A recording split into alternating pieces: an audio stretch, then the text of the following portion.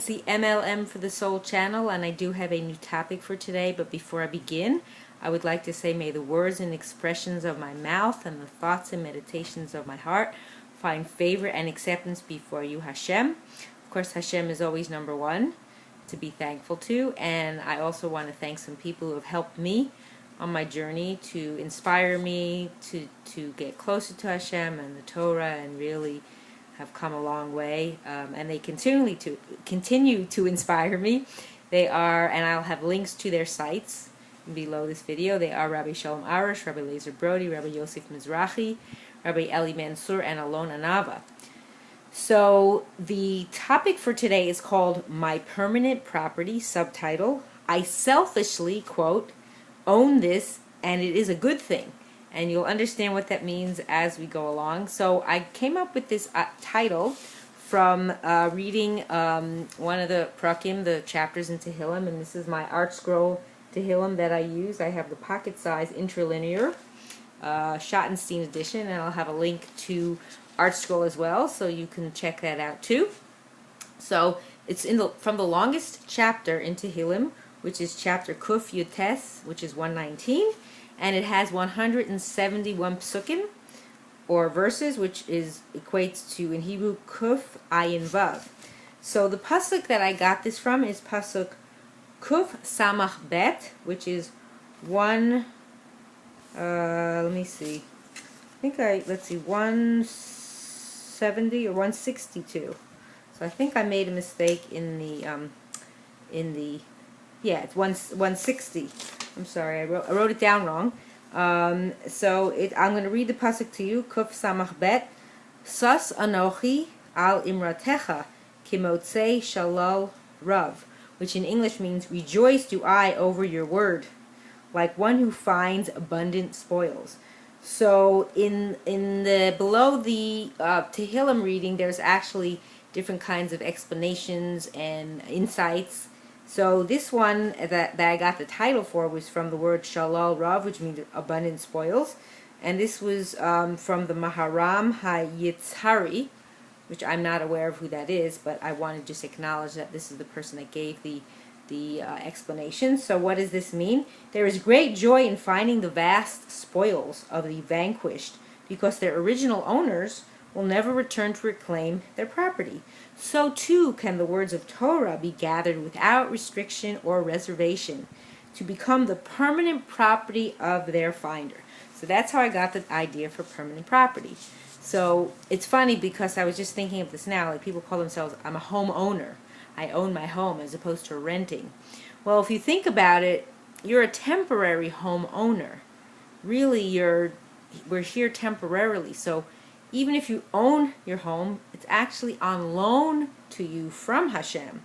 You don't truly own it, because in the end, you can't take it with you.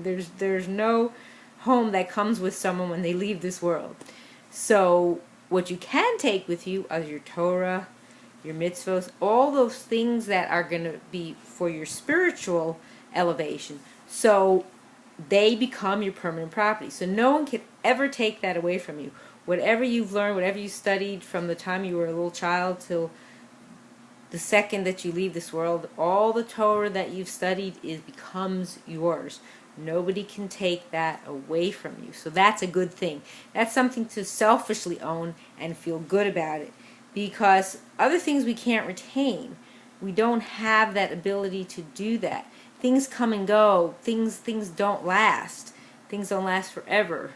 You know, things you buy that have a certain, let's say, shelf life, or a appliance that has a certain lifespan, or a computer, you know, at some point it doesn't want to work properly. Like from my own personal example, I've had this other computer that I've used, the netbook, and I've had it, I think I got it in 2008, and right now it's giving me some, I guess, challenges, because you know, I plug it in, everything's good with the plug, you know, I brought a brand new adapter because the other adapter broke on me, the wires were broke.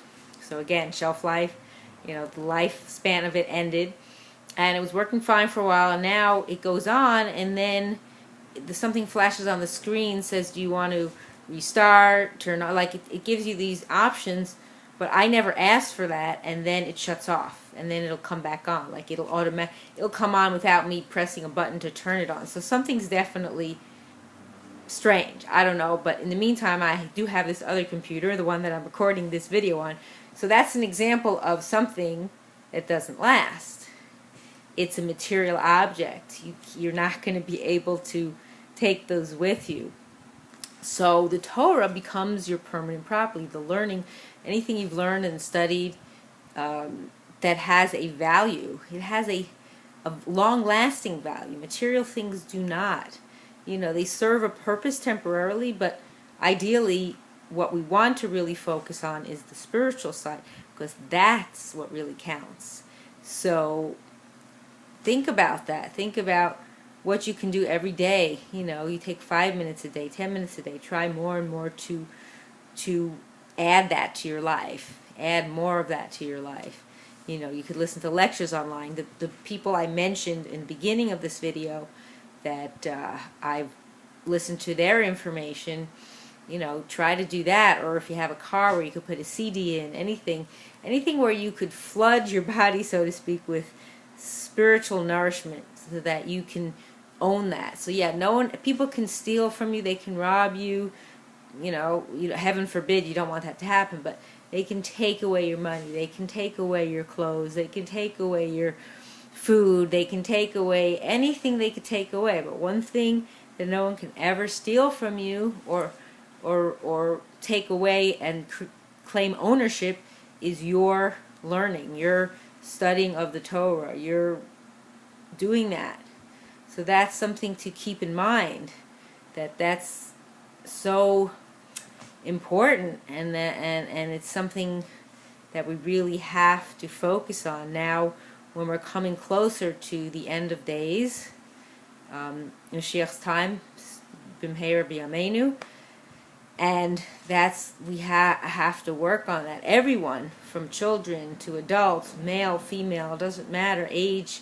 It's all important. It's all what we want to put into our, spiritual bank account. We want to, our computer chip, our spiritual computer chip. We want that to have all that information, all that, download of the best things. So, studying, even if you just had some, your Torah, your Chumash, that you could just read through. Even if you read Tehillim, Tehillim is actually Torah. Tehillim is part of the Tanakh, the Torah, Nevi'im, and Ketuvim. So Tehillim counts. And when I read my Tehillim, I don't just say it, just speed through it. There's certain chapters that I just read all the time, every single day. But when I do my daily reading, I do it depending on the actual Hebrew date of the month. I read that section. Every day I read the section for the Hebrew date of the month, and then I add other ones. So the ones that I read for the date of the month, I actually study, and I've been doing this for a while. I've gone through it so many times, but you don't remember everything, so I actually read it out loud. They say it's better when you're studying to say it out loud. And then I read it, in Hebrew, and then I look at the English, and then I look at the definition or explanation, below, that gives me more information about what I'm reading. Not every word is explained that way, but certain words, there are additional information. So that's what I do. So I really study it. And when I study it, I try not to do it when I'm not around anyone, so I'm not disturbed, because that's important, that when you're studying, you have the kavana, you have the intention, you have the, connection while you're doing it. So that's very important, that we want to really have a spiritual bank account that's very rich.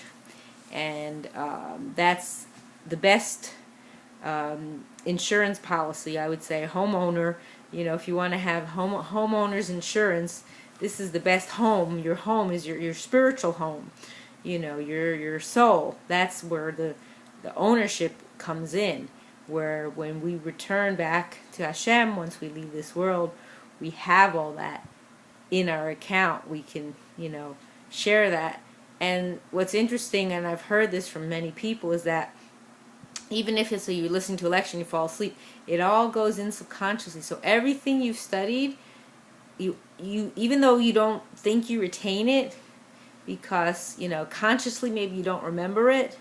I know for me, I think I might have mentioned this in another video before, that in all the years of studying, I can't say that I really remember everything I've studied. I really don't, because I wasn't doing it for the sole purpose of doing it. I was doing it because I had to go to school, I had to pass a test, I had to study.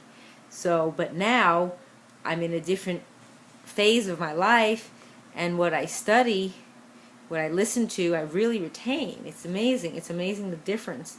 And it's a real shame, I think, in the school that you have to do this to pass tests and all that. And maybe some other people retain it, but I know for me, it didn't happen that way. I can't tell you I remember. I know I enjoyed school, and I did very well in school, but I can't say that I remember it all. Now I'm really learning it, because it's in a different perspective. It's not the same as it was before. So remember this. This is really important. You own this. Nobody, no matter what, no one can tell you. They can take it away from you. And it's very important that we all do more to study and to learn the Torah and to share it with other people. And everything I say in these videos, I always mention this again, is also for myself, to strengthen my own conviction to do this as well. And I just want to say that I hope and pray with everyone owning what they are learning and getting closer to Hashem and doing more mitzvot, that we merit to live and see the coming of Mashiach and the rebuilding of the Beis HaMikdash speedily in our days. Thanks for watching.